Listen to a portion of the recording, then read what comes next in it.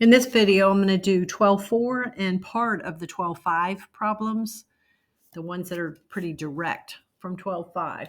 So in 12.4, we were looking at measures of position. So things like percentiles and z-scores. So on 12.4, number 13 on the review, first thing you'd really have to do on that one is put all these scores in order, okay? So you'd have to sit there. Oops, I think I forgot to snip it. Let me get a snip of that. We'd have to put those in order. Okay, can't write on it unless I get it snipped. Blow that up. Okay, there we go. All right, so let me do that real quick. And then what you need to do is get the 36th percentile. So let's put them in order. And I've already done this, so I'm just copying from my paper, but you would have to be careful to get them in order. So I went through and did this earlier.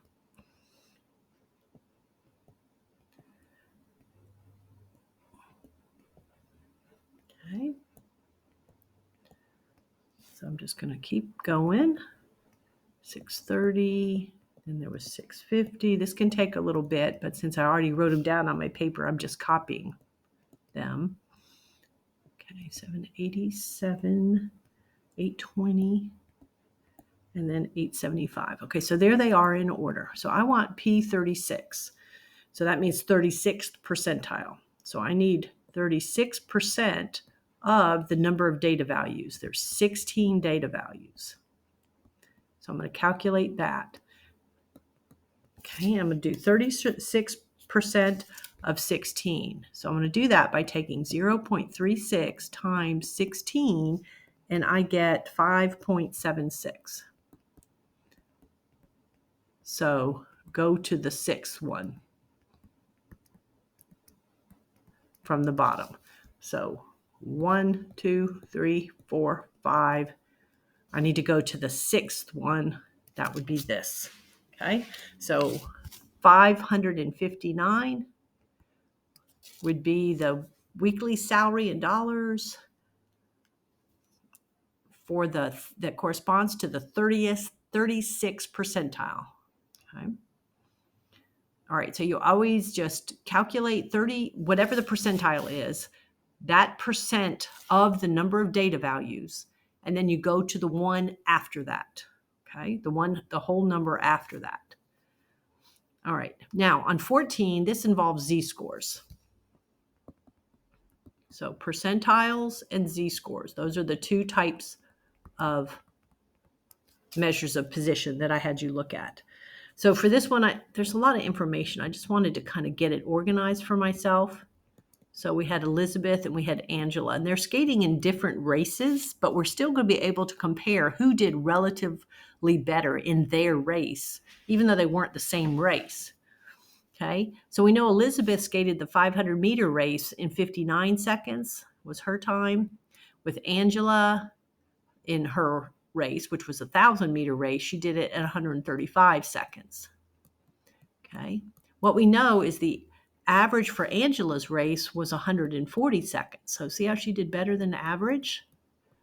Okay, and that was the mean. And then I'll say this, that's the mean. And then the standard deviation for her race was 10 seconds. Okay. All right. For Elizabeth, the mean of her race was 65 seconds. And then the standard deviation for hers was 4 seconds. Okay. All right. So it's kind of not organized where I'd like. So I need to get the z-score. I'm going to put that 4 right here. 4 seconds. Okay. All right. So for Elizabeth, you would calculate the z-score for her race. 59 seconds, take away the mean of 65 and divide by 4. And that would turn out to be a negative 1.5. Calculate the z-score for Angela's time of 135 seconds. Hers is also going to be negative. Okay, divided by 10. And so hers turns out to be a negative 0.5. All right, so when you think about that, the faster person, okay, what the relatively speaking would be Elizabeth,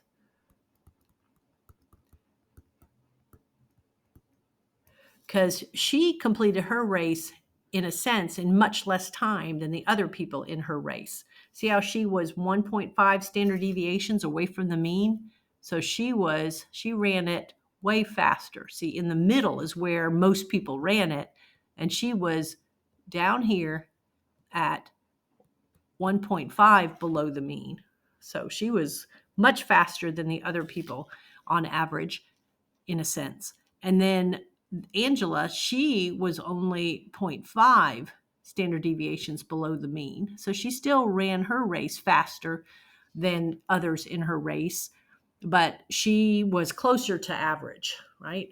So Elizabeth would be the one who ran her race relatively better than the other skaters, right? As compared to the other skaters. All right, now the other problems I want to go ahead and do in this video would be to look at questions 15 through 17, which actually come from 12.5, where we're going to be using the z-scores and the z-score table that you have. Okay, so this one asks us to find the percent of the total area under the curve between the mean, which would be here in the middle, okay, and 2.41 standard deviations from the mean. It doesn't say above or below because it really wouldn't matter. So let's assume it's above. 2.41 might be like a little less than halfway. And what you're going to be doing is getting the percent of the area that's between the mean and that. That's what the chart will do. So it's really just a direct use of the chart. The 2.41 is like the z-score is 2.41. Number of standard deviations from the mean is the z-score. You go to your chart to get your A. Make sure you practice this, and you get 0.492. And so that means 49.2%, okay, of the total area would be between 0 and 2.41. 49.2. All right, now on these, draw your little picture. Think about where things are that can really help you. So one z-score is 1.41, so a little less than halfway between 1 and 2.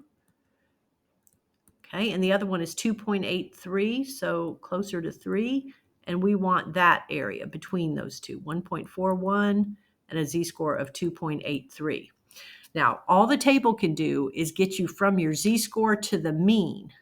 See how these are on the same side of the curve, same side of the mean?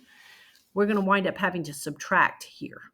So I like to go ahead and get my A score for each, my A value, for each of the z-scores. So this A would be 0.421. The A corresponding to a z-score of 2.83 is 0.498. They asked me for percent on all of these. So it's okay to think about it in terms of a percent. So 49% represents from the 2.83 to the mean, and then the 42.1% represents, let me draw this so you can see it better. Oh, darn it. Didn't mean to do that. Okay.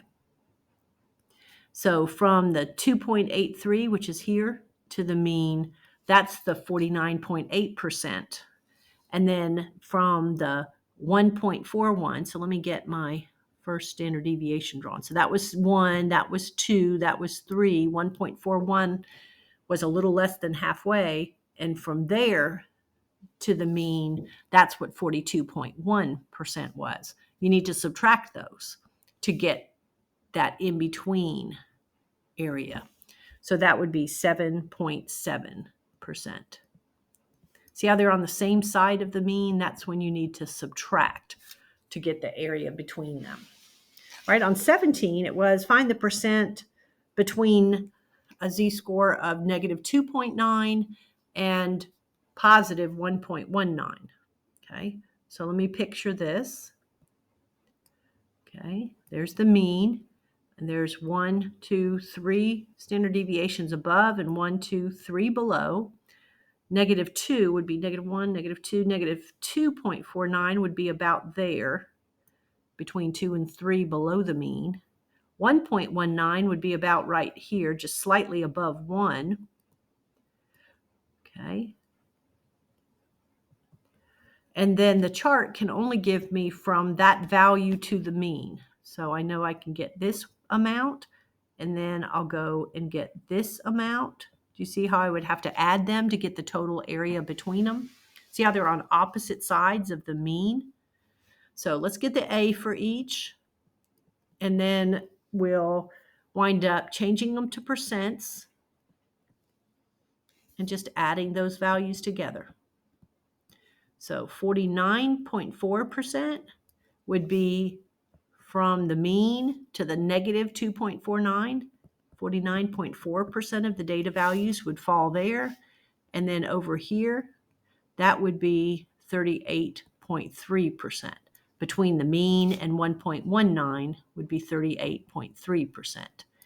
And I want the total, so between those two. So I would add those because I can see on my picture they're on opposite sides of the mean. So I would need to add those, and when I do, I would get 87.7%. Okay. All right, I'm going to do some more of these in the next video.